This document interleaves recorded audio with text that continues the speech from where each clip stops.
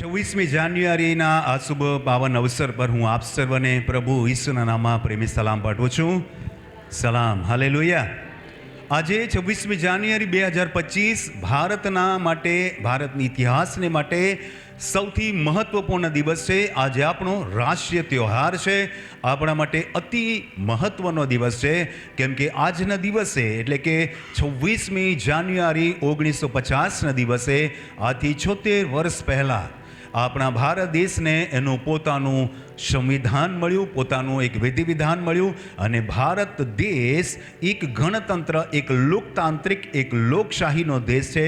એ વાતની પૂર્તતા, એ વાતની પૂર્ણતા અને એ વાતની જે ખાતરી છે એ આપણને સંવિધાન દ્વારા મળે છે.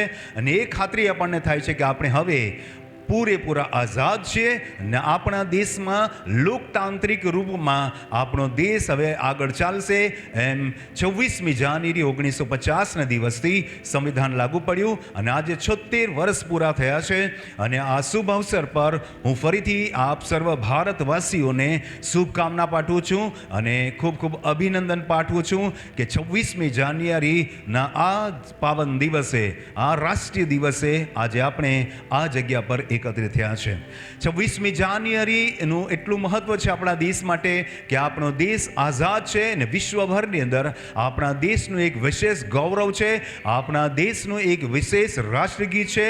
અને આપણે અત્યારે જ ગીત ગાયું અને સાથે સાથે આપણા દેશનું એક વિશેષ ઝંડો યા ધ્વજ છે અને એ રાષ્ટ્રનું પ્રતીક છે. આપણા દેશનું જે રાષ્ટ્રધ્વજ છે એની અંદર 3 કલર છે, કેસરી, સફેદ અને પછી લીલો, અને વચ્ચે અશોક ચક્ર છે. અને એમ આપણા દેશની અંદર ત્રિએકતાનું વર્ણન છે, આપણા દેશની અંદર એકતાનું વર્ણન છે, આપણા દેશની અંદર ભાઈચારા અને આપણા દેશની અંદર જે અશોક ચક્ર છે એ સમાનતા અને બધાને સમાન દ્રષ્ટિથી કેન્દ્ર સ્થાને રાખીને સમાન દ્રષ્ટિથી રહેવા માટેનું એક દિશા સૂચન માર્ગદર્શન કરે છે.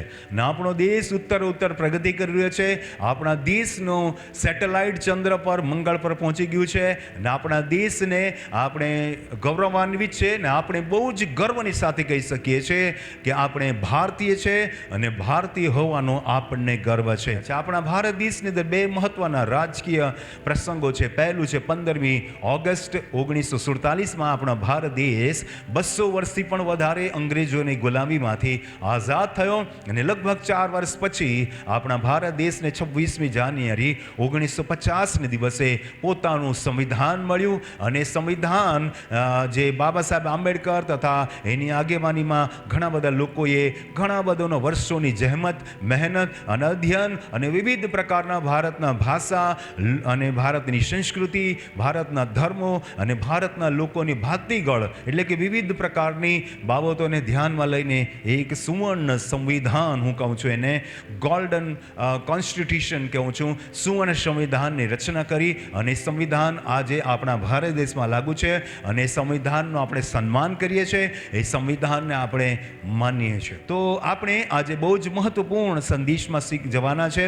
જો આપણો ભારત દેશ 200 વર્ષની અંગ્રેજોની ગુલામીમાં હતો અને આપણી પાસે કોઈ કાયદા કાનૂન ન હતા, જેમ અંગ્રેજો ચાબખા મારતા, જેમ ગુલામી કરાવતા અને જેમ તેઓ ચાહતા તે પ્રમાણે આપણા દેશના લોકોને રહેવું પડતું. અને આપણા દેશની શિક્ષણ વ્યવસ્થા, આપણા દેશની ધર્મ વ્યવસ્થા અને આપણા દેશની આર્થિક વ્યવસ્થા ખોરવાઈ ચૂકી હતી ને આપણા દેશમાં આપણું કશું જ ચાલતું નહોતું. આપણા દેશના મૂળ નિવાસી હોવા છતાં આપણા પર પરદેશી લોકો રાજ કરતા હતા અને આપણને ગુલામ અવસ્થામાં રાખ્યા હતા. પરંતુ આપણા પૂર્વજોએ, આપણા બાપ દાદાઓએ, પરદાદાઓએ સખત સંઘર્ષ કર્યો, મહેનત કરી, ખૂબ જ પરિશ્રમ કર્યો. અને એટલું જ નહીં, હજારો લાખો અગણિત લોકોએ પોતાની જાન નિછાવર કરી દીધી, બલિદાન આપી દીધું. અને એમ એ સ્વતંત્રતા સંગ્રામની અંદર પોતાની જાતને એમણે હોમી દીધી. અને આજે એમના એ અથાગ પ્રયત્નને કારણે આજે આપણે આઝાદ દેશના નાગરિક છે. તાળી પાડી આપણે ભારત દેશને માટે.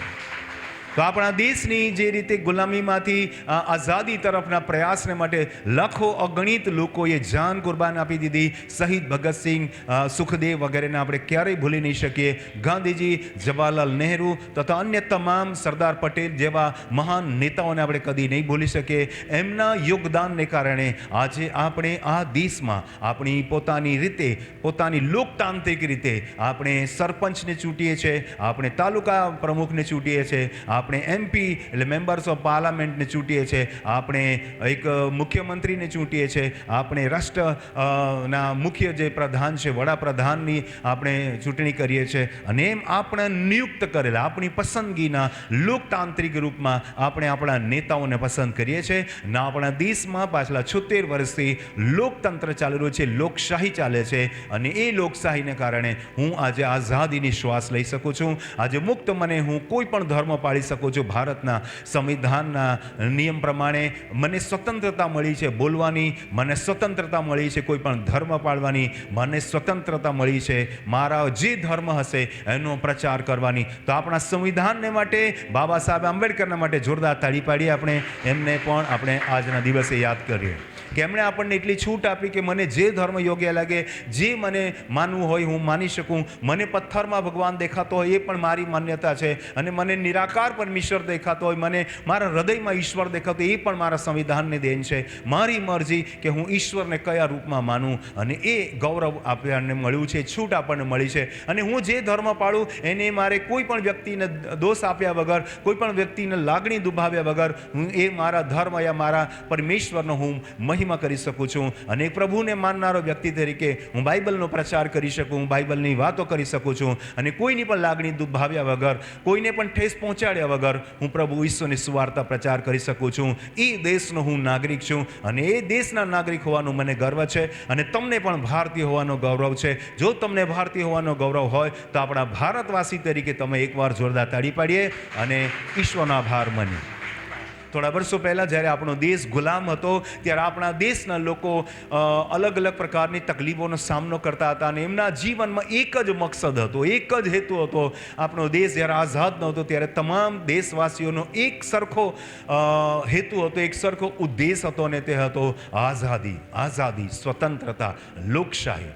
આ વિદેશી લોકો અમારા પર રાજ કરે, એમનું રાજ ખતમ થઈ જાય અને હું એક આઝાદ દેશનો નાગરિક બનું, એવી દરેક વ્યક્તિ પ્રયત્ન કરતા હતા, પ્રયાસો કરતા હતા, જ્યાં નોછાવર કરતા હતા. એ ચળવળોને કારણે, એ ક્રાંતિકારીઓની ચળવળને કારણે, અને એમની જિજ્ઞાસાને કારણે, એમના પડકારને કારણે, એમની જાન હોમી દેવા સુધીની એમની જે ધગસ હતી આઝાદી માટે, એ આઝાદી માટે એમણે અથાગ પ્રયત્નો કર્યા. અને એ જો ભૌતિક અને દેશના આઝાદી માટે એમણે પ્રયત્નો કર્યા, તો આજે મારે ને તમારે આ દેશના નાગરિક તરીકે, આ દુનિયાના એક વ્યક્તિ તરીકે, એક પાપી વ્યક્તિ તરીકે પાપમાંથી પણ આઝાદી મેળવવાનો પ્રયત્ન કરવો જોઈએ. તાળી પાડીએ આપણે. હાલેલુયા.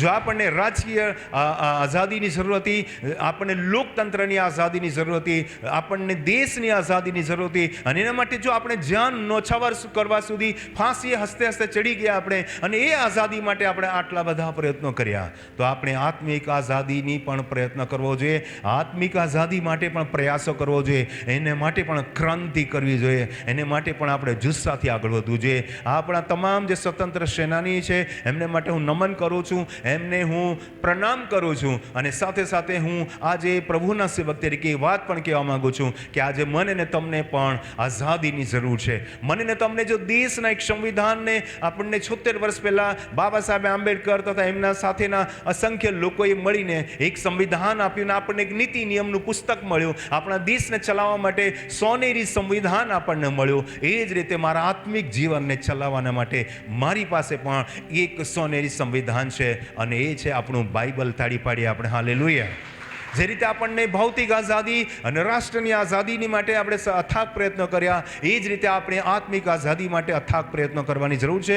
અને જે રીતે આપણી પાસે સોનેરી સંવિધાન છે, એ જ રીતે આપણી પાસે બાઇબલના અનમોલ વચનો જે છે આપણને સીધે રસ્તે લઈ જાય છે, સહી જીવન આપણને માં દોરી જાય છે, સાચું દિશા સૂચન કરે છે. તો આપણને પણ એક સંવિધાનની જરૂર છે, અને એ છે બાઇબલ. તો નિર્ગમન તેના 20મા અધ્યાયના પહેલા વચનને આપણે વાંચીએ. લખ્યું છે, અને પરમેશ્વરે આ સર્વ વચનો બોલતા કહ્યું કે હું પણ પરમેશ્વરના વચનો આજે બોલું છું અને તમને કંઈક કહેવા માંગુ છું. એટલે આઝાદીના એટલે કે ખાસ કરીને આજે જે 26મી જાન્યુઆરીએ ગણતંત્ર દિવસ રિપબ્લિક ડે નિમિત્તે હું તમને પ્રભુના વચનો સંભળાવવા માંગુ છું. પ્રભુના સેવક તરીકે હું તમને આ વચનો કહું છું કે મિસ્ર દેશમાંથી એટલે ગુલામીના ઘરમાંથી તને કાઢી લાવનાર તારો પરમેશ્વર યહોવા હું છું. તાળી પાડી આપણે હાલેલુયા. જે રીતે આપણા ભારત દેશના એક રાષ્ટ્રપિતા મહાત્મા ગાંધી છે, મોહનદાસ કરમચંદ ગાંધી, જેમને આપણે રાષ્ટ્રપિતાનું બિરુદ આપીએ છીએ, અને એ આપણા દેશના રાષ્ટ્રપિતા છે ને આપણા એક પિતા છે, આપણા નેશન ફાધર ઓફ નેશન, આપણા રાષ્ટ્રના એ પિતા બન્યા છે અને આપણને એણે આઝાદી અપાવી. એ જ રીતે વાલા ભાઈ બહેનો, આ દુનિયામાં તમામ માનવ જાતિનો પણ એક પિતા પરમેશ્વર છે, જે આપણો પરમેશ્વર છે. તાળી પાડી આપણે હાલેલુયા.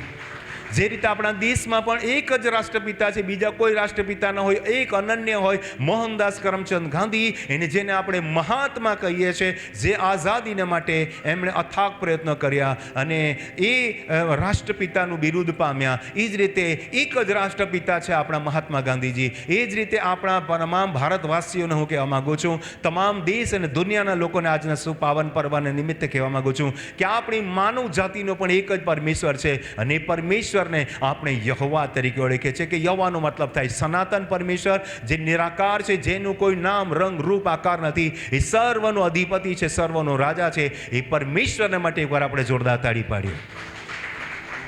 અને જે રીતે આપણા ભારત દેશની અંદર બાબા સાહેબ આંબેડકર તથા એમની સાથેના તમામ લોકોએ મળીને આપણને એક સુવર્ણ સંવિધાન આપ્યું, લગભગ 400થી જેટલી કલમો આપણને આપી, અને ભારત દેશની અંદર એકતા, સમાનતા અને કાયદો, વ્યવસ્થા, શાંતિ અને સલામતી અને ભાઈચારો રહે એ માટે એમણે સંશોધનો કરતા વર્ષોના સંશોધનો બાદ આપણને એક સુવર્ણ સંવિધાન આપ્યું. એ જ રીતે આપણો પરમેશ્વર પણ આપણને કેટલીક આજ્ઞા આપે છે, અને બાઇબલ આપણને મહત્વની 10 આજ્ઞાઓ આપે છે. અને એ 10 આજ્ઞાઓ તમે નિર્ગમન તેના 20મા અધ્યાયના 3જા વચનથી લઈને 17મા વચન સુધી તમે જોઈ શકો છો. જે રીતે આપણને બાબા સાહેબ આંબેડકર અને એમના સાથી એ બનાવેલું આ સંવિધાન આપણને મળ્યું, દેશની અંદર ભાઈચારો રહે, દેશની અંદર પ્રેમ ભાવ રહે, દેશના તમામ ધર્મ, જાતિ, સંસ્કૃતિ, ભાષા, બોલી અને વિભિન્ન સંસ્કૃતિના લોકો રહે છે આપણા દેશમાં. અલગ અલગ પ્રકારના પહેરવેશ, અલગ અલગ પ્રકારના રૂપ રંગ, અલગ અલગ પ્રકારનો આકાર છે. કોઈ સાઉથમાં જશો તો થોડો શ્યામ કલર આવશે, તમે કાશ્મીર યા ઉત્તર ભારતમાં જશો તો ત્યાંના લોકોનો રંગ ગોરો હશે, મધ્ય ભારતમાં જશો તો ત્યાંના લોકોનો રંગ ઘઉંવણ હશે, ઈસ્ટમાં જશો એટલે કે નાગાલેન્ડ વગેરે જશો તો ત્યાંના લોકોનું શરીરનું જે આકાર છે એ થોડો ઠીંગણો છે. વિભિન્ન પ્રકારના શારીરિક રચનાઓ, શારીરિક આકાર, શારીરિક કપડાં, પહેરવેશ, ભાષા, સંસ્કૃતિ, બોલીઓ, પણ આપણા દેશ પાસે એક જ એવું સંવિધાન છે જે આપણને ભાઈચારો શીખવાડે છે, આપણને એકતા, ઇક્વાલિટી, સમાનતા શીખવાડે છે. આપણા સંવિધાન માટે આપણે તાળી પાડીએ આપણે. અને બાઇબલ પણ આપણું સંવિધાન છે. બાઇબલની અંદર જૂના કરારની અંદર 10 આજ્ઞાઓ આપેલી છે, જે નિર્ગમન તેના 20મા અધ્યાયના 3જા વચનથી લઈને 17મા વચનમાં જે આજ્ઞાઓ છે એને હું તમને સારાંશના રૂપમાં કહેવા માંગુ છું. પહેલી આજ્ઞા છે એક જ પરમેશ્વરને માનવું. એ જ રીતે ભારતની અંદર પણ આપણા એક જ રાષ્ટ્રપિતા છે, એક જ રાષ્ટ્રપિતા છે મોહનદાસ કરમચંદ ગાંધી, જેને આપણે મહાત્મા ગાંધીજી કહીએ છીએ. એક જ રાષ્ટ્રપિતા જે રીતે આપણા ભારત દેશમાં છે. વાલા ભાઈ બહેનો, આત્મિક રીતે હું તમને કહેવા માંગુ છું, ચાહે તમે ભારત નિવાસી હોય, ચાહે અન્ય કોઈ પણ દેશના નિવાસી હોય, પણ હું એક વાત સત્યતાથી કહેવા માંગુ છું કે આપણા સર્વનું એક જ પરમેશ્વર છે. તાળી પાડીએ આપણે હાલેલુયા. એટલે બાઇબલનું સંવિધાન પણ આપણને સાર્વભૌમિક રીતે તમામ વિશ્વના લોકોને કહેવા માંગે છે કે આપણા બધાનો એક જ પરમેશ્વર છે, કોઈ અન્ય પરમેશ્વર નથી, એક જ પરમેશ્વર છે. તમે એને અલ્લાહ કહો, તમે એને ગોડ કહો, તમે એને આ કહો, તમે એને તે કહો, એનાથી કોઈ મતલબ નથી. ઈશ્વર એક છે. તો આ 10 આજ્ઞાઓમાંની આજ્ઞાઓને હું સારાંશમાં કહેવા માંગુ છું. એક જ પરમેશ્વરને આપણે માનવું જોઈએ. બીજી આજ્ઞા કહે છે કે મૂર્તિ પૂજા ન કર. મૂર્તિ પૂજા આપણે ક્યારેય નહીં કરવી જોઈએ, કેમ કે એક જ ઈશ્વર છે, તો આપણે બીજા ઈશ્વરની કલ્પના ન કરી શકીએ. અને જો બીજા ઈશ્વરની કલ્પના ન કરી શકીએ તો આપણે કોઈ મૂર્તિ પણ નહીં બનાવી શકીએ. આપણે ગાંધીજીને માનીએ છીએ. ગાંધીજીને આપણે રોજ ઉઠીને નારિયેળ નથી ચડાવતા, કેમ કે રાષ્ટ્રપિતા છે, પણ આપણે એને નારિયેળ ફોડતા નથી, અગરબત્તી કરીને આરતી નથી કરતા.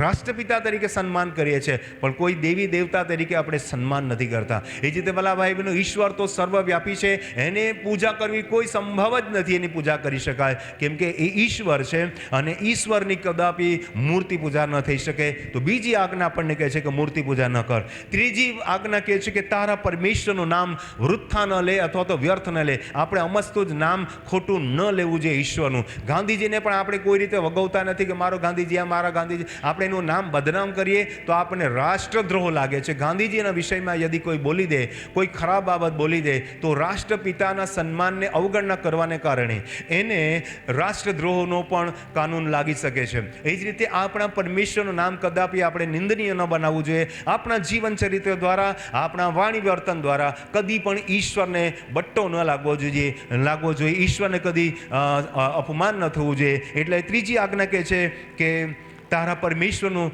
નામ વ્યર્થ ન લે. ચોથી આજ્ઞા કહે છે કે તું સાબાત દિવસને પવિત્ર પાળ. જે દિવસની જે વેલ્યુ છે એ વેલ્યુ પ્રમાણે, એના મૂલ્ય પ્રમાણે, એના નિયમ પ્રમાણે તમારે એને સન્માન કરવું જોઈએ. જે રીતે આપણું બાઇબલનું સંવિધાન એવું કહે છે કે સાબાત દિવસને પવિત્ર પાળ, એ રીતે ભારતનું સંવિધાન આપણને કહે છે કે 15મી ઓગસ્ટ અને 26મી જાન્યુઆરીએ તમારે પૂરા રાષ્ટ્રભરની અંદર તમારે રાષ્ટ્રીય તહેવાર તરીકે ખુશાલીથી ઉજવણી કરવાની જરૂર છે. તમે ઈદ મનાવો, નાતાલ મનાવો કે તમે કોઈ અન્ય દિવાળી મનાવો યા કોઈ પણ તહેવાર મનાવો, એ વાંધો નથી, પણ તમારા તમામ માનવ જાતિ માટે, તમામ દેશવાસીઓ માટે આ બે તહેવાર મહત્વના છે. 15મી ઓગસ્ટ આપણા આઝાદીનો દિવસ અને 26મી જાન્યુઆરી આપણા ગણતંત્રનો દિવસ. પૂરેપૂર રાજકીય સન્માનની સાથે આપણે આ પર્વને મનાવવો જોઈએ. તો એ જ રીતે અહીંયા પણ લખ્યું છે કે સાબાત દિવસને પવિત્ર પાળ. જે રીતે આપણા પરમેશ્વરને આપણે સન્માન આપીએ છીએ, એ રીતે આપણા દેશને પણ આપણે સન્માન આપવું જોઈએ. તાળી પાડી આપણા ભારત દેશને માટે.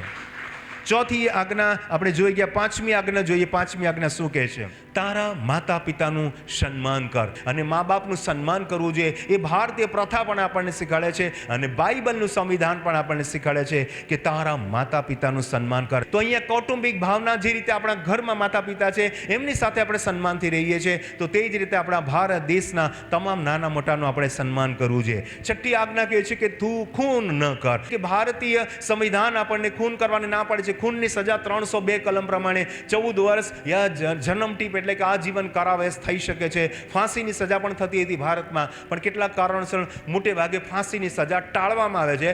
બંધ તો નથી થઈ ગઈ, પણ કેટલાક સંજોગોમાં એ ટાળવામાં આવે છે અને ઉમ્ર કેદ એટલે કે આજીવન કારાવાસ થાય છે.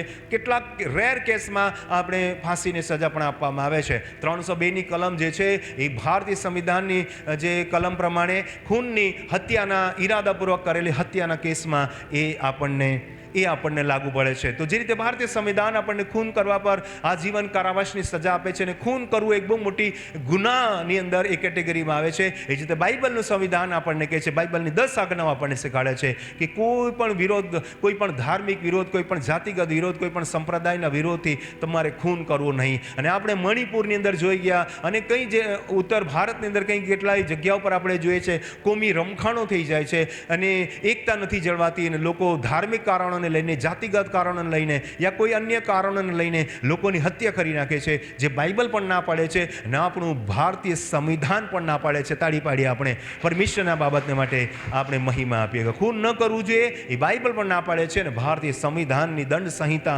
302 કલમ પ્રમાણે, આઈપીસી 302 પ્રમાણે પણ આપણને એની સજા મળવા પાત્ર થાય છે. સાતમી જે આજ્ઞા છે એ સાતમી આજ્ઞા છે કે તું વ્યભિચાર ન કર. અને આ ભારતીય સંવિધાન પણ આપણને શીખવાડે છે કે વ્યક્તિ સાથેના અનૈતિક સંબંધોને પણ ભારતીય દંડ સંહિતા જેલ 3 મહિનાથી લઈને 6 મહિનાથી લઈને 3 વર્ષ સુધીની સજા મળવા પાત્ર છે. આ આપણી ભારતીય દંડ સંહિતા આપણને શીખવાડે છે. એટલે વ્યભિચાર ન કરવું એ ભારતીય સંવિધાન જે રીતે આપણને ભારતીય આઈપીસી શીખવાડે છે, એ રીતે બાઇબલ પણ કહે છે કે કોઈની સાથે અનૈતિક સંબંધો બનાવવા નહીં જોઈએ અને વ્યભિચાર ન કર. 8મી આજ્ઞા બાઇબલ કહે છે ચોરી ન કર. ચોરી ન કરવી એ જે રીતે બાઇબલમાં ના પાડેલી છે, બાઇબલનું સંવિધાન ના પાડે છે, ભારતીય સંવિધાન પણ ના પાડે છે કે કોઈનું પડાવી ન લેવું, ચોરી ન કરવી. એની અલગ અલગ પ્રકારની કલમો બને છે, કયા પ્રકારની ચોરી કરી, કેટલાની ચોરી કરી, કેવી રીતે ચોરી કરી, કેવી રીતે પડાવી લીધું. 420ની જે કલમ છે એ પણ એમાં લાગુ પડે છે કે ભાઈ તમે કોઈની સાથે ધોકાધડી કરી તો એ આઈપીસી 420 પણ લાગુ પડે છે અને ભારતીય દંડ સંહિતા પણ એને એ ચોરીને પણ ગુનો ગણે છે અને બાઇબલનું સંવિધાન પણ એને ગુનો ગણે છે. 9મી કલમ છે જૂઠ જૂઠી સાક્ષી ન પૂર. ભારતીય દંડ સંહિતા ખાસ કરીને ફોજદારી કલમ પ્રમાણે કોઈના વિરુદ્ધમાં જૂઠી સાક્ષી આપી યા કોર્ટની અંદર ખોટી સાક્ષી આપી એ પણ ગુનો બને છે. યા કોઈ પણ બાબતની ખોટી રીતે બયાન કરવું એ પણ ગુનો બને છે. એની કલમ મને યાદ નથી, પણ એ પણ એક ગુનો બને છે. અને ભારતીય દંડ સંહિતા પ્રમાણે જૂઠી સાક્ષી પૂરવી એ પણ ફોજદારી ગુનો બને છે. અને આધ્યાત્મિક નિયમ પ્રમાણે પણ જૂઠી સાક્ષી ન આપવી જોઈએ, જૂઠી વાતો ના ફેલાવી જોઈએ. જેની અંદર જે અફવાઓ ફેલાઈ રહી છે, વોટ્સઅપની અંદર જે ગલત અમુક વાર મોર્ફ કરેલું યા અમુક વાર એઆઈની મારફતે ગલત પ્રકારના વિડીયોઝ યા ઓડિયોઝ ફરતી થાય છે, ચિત્રો પ્રસારિત થાય છે, એ પણ ભારતીય દંડ સંહિતા અને ખાસ કરીને અત્યારે જે મીડિયા માસ મીડિયાના કોમ્યુનિકેશનના આધારે પણ એ ગુનો બને છે. અને એવી જૂઠી અફવાઓ ફેલાવવું એ પણ એક પ્રકારની ગુનાહિત પ્રવૃત્તિમાં આવે છે. અને એ બાઇબલ પણ ના પાડે છે, ભારતીય દંડ સંહિતા પણ એ ના પાડે છે. 10મી આજ્ઞા બાઇબલનો જૂના કરારની 10મી આજ્ઞા કહે છે લોભ ન રાખો.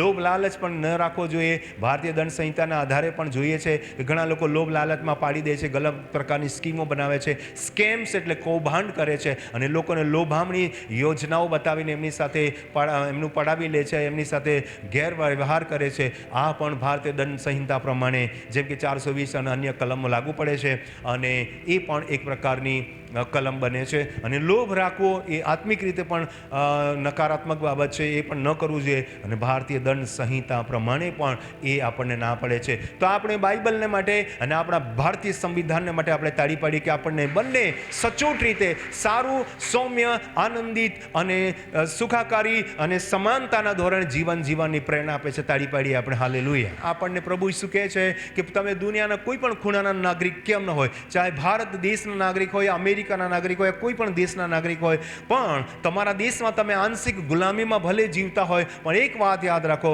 હું તમને આત્મિક ગુલામીમાંથી બહાર કાઢવા માંગુ છું. અને દીકરો એટલે કે પ્રભુ ઈસુ સિવાય તમને આત્મિક ગુલામીમાંથી કોઈ બહાર કાઢી નહીં શકે. તાળી પાડીએ આપણે. હાલેલુયા.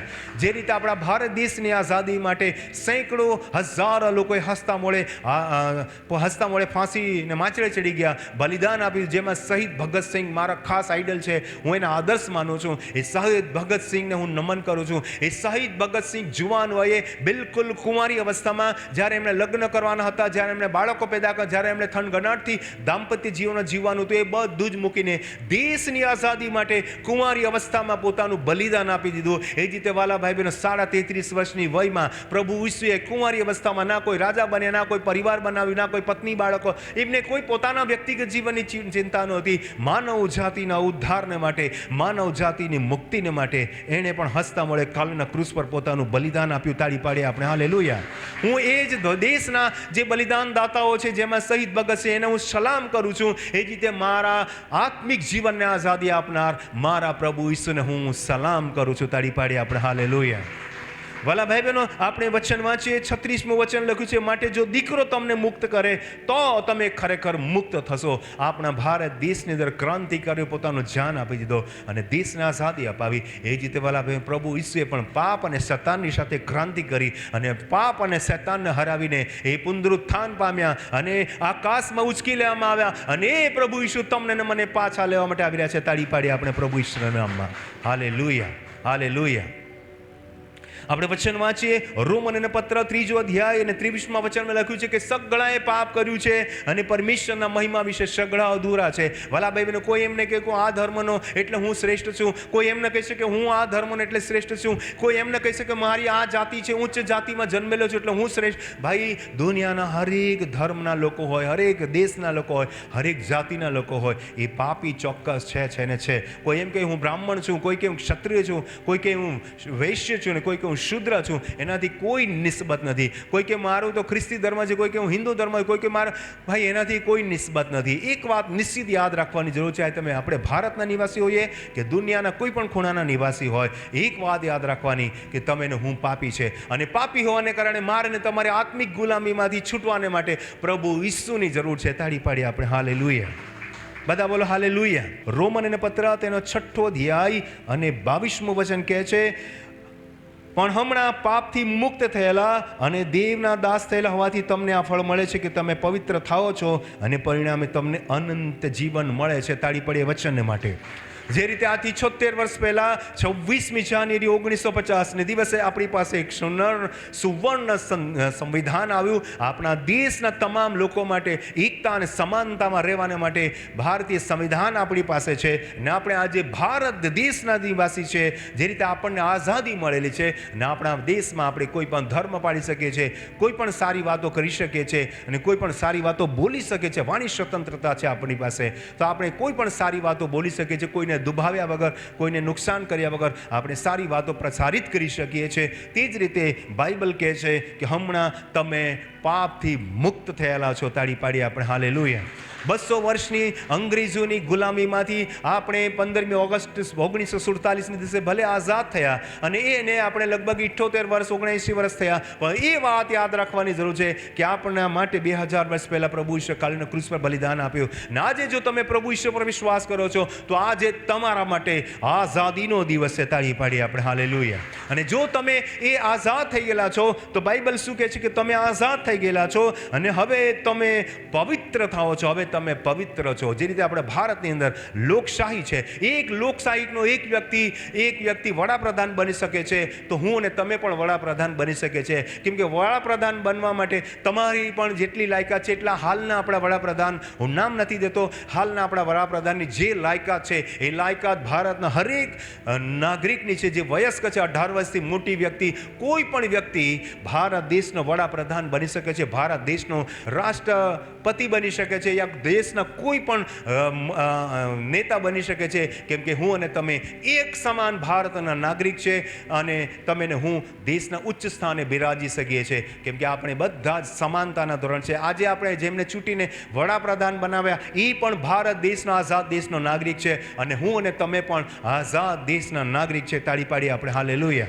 અને મારીને તમારી પાસે મત આપવાનો અધિકાર છે. કેમ કે you are the eligible to vote. તમે મત આપવાને અધિકારી છો 18 વર્ષથી વધારે ઉંમર હોવાને કારણે. અને તમે જે રીતે એલિજિબલ છો મત આપવાને માટે કોઈ પણ વ્યક્તિને, કોઈ પણ પાર્ટીને તમે પ્રમોટ કરી શકો છો, એ જ રીતે હું અને તમે આઝાદ છે પાપની ગુલામીમાંથી. મને ને તમને પ્રભુએ પવિત્ર બનાવેલા છે એના લોહીમાં, એટલે હું ને તમે હવે પવિત્ર થઈ ગયા છે. તાળી પાડીએ આપણે હાલેલુયા. આજે આપણા આઝાદ દેશના નાગરિક છે. આજે આપણું પોતાનું આગવું જનગણ મન અધિનાયક જય હે એ આપણી પાસે રાષ્ટ્રગીત છે, આપણી પાસે પોતાનું રાષ્ટ્રધ્વજ છે, આપણી પોતાના રાષ્ટ્રની એક ઓળખ છે. આપણા દુનિયાભરની અંદર ભારતની લોકશાહી સૌથી મોટી લોકશાહીનું ગૌરવ છે આપણી પાસે. તાળી પાડી આપણે હાલેલુયા. એ જ રીતે એ જો ગૌરવ છે આપણી પાસે આઝાદ દેશના નાગરિક તરીકે, તો આજે તમારે એક બીજું ગૌરવ લેવાની જરૂર છે કે તમે એક વિશ્વાસુ વ્યક્તિ છો, તમે એક પાપથી મુક્ત થયેલા આઝાદ થયેલા લોકો છો, તમે એક પવિત્ર લોકો છો. અને હજી તમારે સૌથી મોટું ગૌરવ લેવાની જરૂર છે કે તમે તારણ પામેલા લોકો છો. તાળી પાડી આપણે હાલેલુયા.